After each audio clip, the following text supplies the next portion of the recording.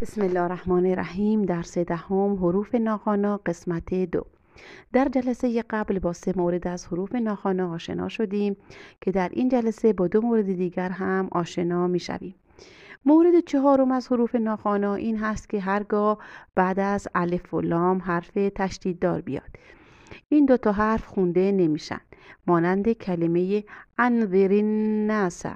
دقت بفرمایید، در کلمه انذر الناس الان روی حرف نون ما تشدید داریم، بنابراین الف و لام دیگه ناخوانا میشن. الفمون ناخوانا میشه به علت اینکه همزه وصل هست و لام هم چون بعدش حرف تشدیددار اومده. این مورد رو روی چند تا کلمه با هم تمرین میکنیم، مثل کلمه له الرحمن.